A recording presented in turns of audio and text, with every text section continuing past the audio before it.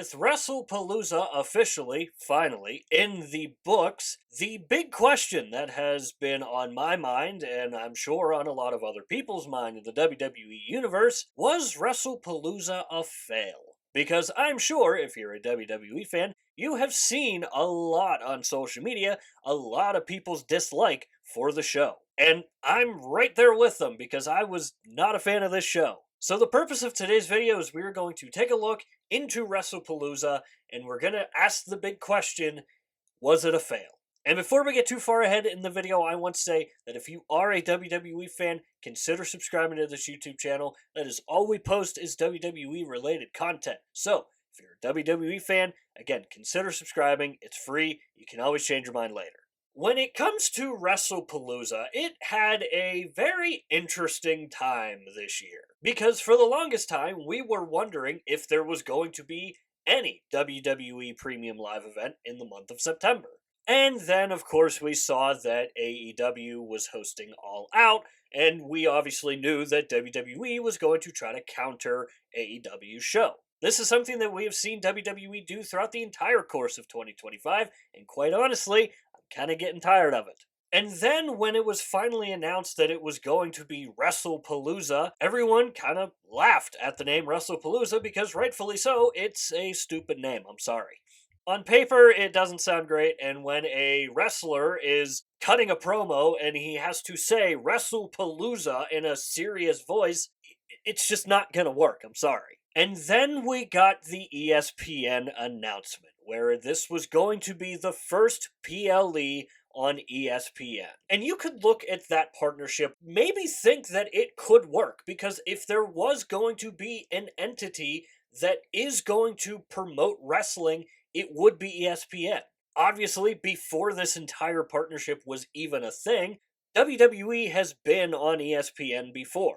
So it's not like we were going into the Netflix debut where we didn't really know how that partnership was going to work because you don't necessarily associate Netflix with WWE. And while the casual sports fan may not associate ESPN with WWE, that partnership, I feel like, just makes a little bit more sense. So there was a little bit of promise there. And then leading up to the show, we're getting rumor after rumor and speculation on top of speculation. We have Triple H himself talking about all the shocking moments that we're going to get from this show. There's being comparisons drawn to Wrestlepalooza being on par with a WrestleMania type show. And then it came time for the actual show itself, where right off the bat we were treated to a absolutely garbage match between Brock Lesnar and John Cena. And I'm not going to dive too much into the matches. I think we all kind of have our own agreement on which matches were good, which were bad. John Cena, Brock Lesnar was all kinds of bad. Not only did John Cena lose with only 5 days left on his retirement tour, but he got destroyed by Brock Lesnar. And I talked about it in my preview video. I had a bad feeling that Brock Lesnar may end up being John Cena's final opponent. And with Brock winning in the fashion that he did, it kind of is making it seem like that's gonna possibly be a thing.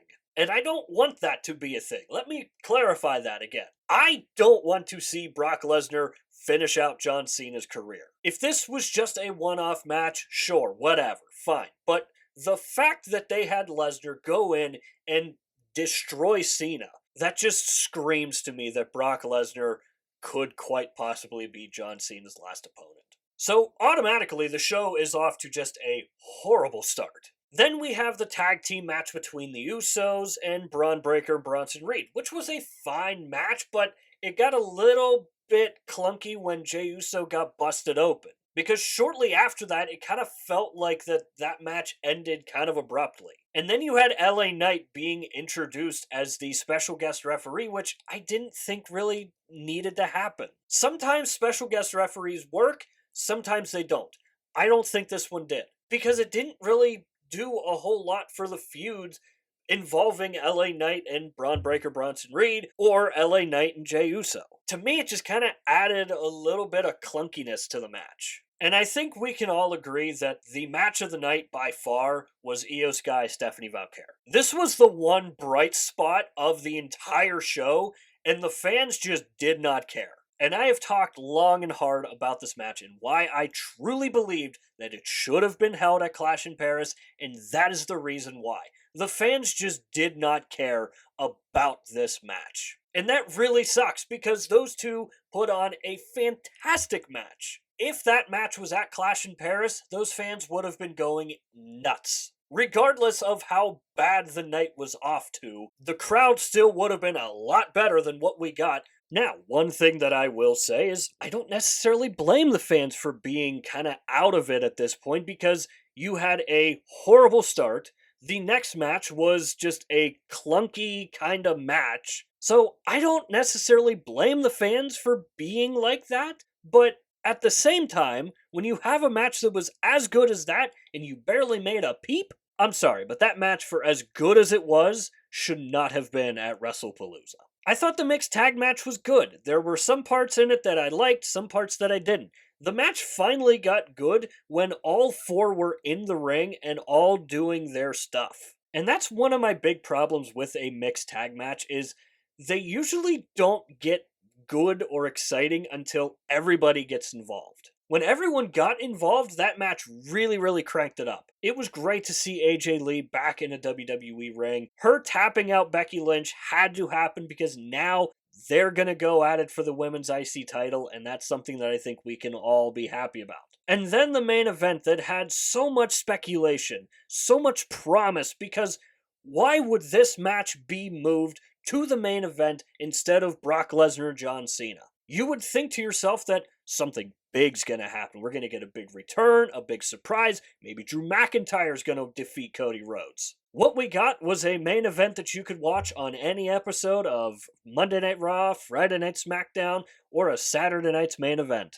No big surprises, no big nothing. Cody Rhodes wins and retains and goes off to do something else. There was no run-in from Randy Orton. There was nothing. So a show that didn't start out great did not end great either. So all that circles back to the big question that I asked earlier. Was Wrestlepalooza a fail? In my opinion, I think it kind of was. Because not only does WWE have their own fans clowning on them, but also ESPN also said the show was bad. You can go and you can look up the reviews from ESPN themselves. They're not good. And now I'm curious as to what we're going to get moving forward, because usually when WWE has a kind of stinker show, they usually follow it up with something pretty damn good. So I'm kind of curious to see what we get out of all this. And look, I'm just kind of scratching the surface with Wrestlepalooza. We just talked about the show in general. We didn't go too deep into the ESPN deal, making fans pay $30 for having ads on a WWE PLE, have ads posted absolutely everywhere. That stuff can all be saved for a different day. This was just looking at the show itself. And this is where I want to hear from you guys. What did you think about Wrestlepalooza? Did you like it? Did you not like it? Let me know why you liked or didn't like it. And answer my question down below. Did Wrestlepalooza fail? Again, for me, I'm leaning towards yes, it failed. When you take a look at how many rumors and how much speculation there was going into the show, and we ultimately didn't get anything like that. Not only does that leave everybody disappointed, but also it just kind of felt like a show that didn't really need to be there. So as always, let me know that stuff down below in the comments, and while you're down there, swing by the description and click the Linktree link. That is the only link in bio for a reason, and that is because it will take you to all of the social media platforms for this channel, and I do suggest going and checking out our X page. Besides YouTube, I am most active over on X. We do updates for Monday Night Raw, Friday Night SmackDown, and the PLEs. And above all else, I want the X page to be a place for wrestling fans to go and talk about wrestling, especially if you're like me and you don't have a lot of people to talk to about wrestling. And we are also officially on TikTok. I've been posting a couple videos over on TikTok. For right now, we're just going to be keeping things kind of light, and we're just going to be doing clips from these videos,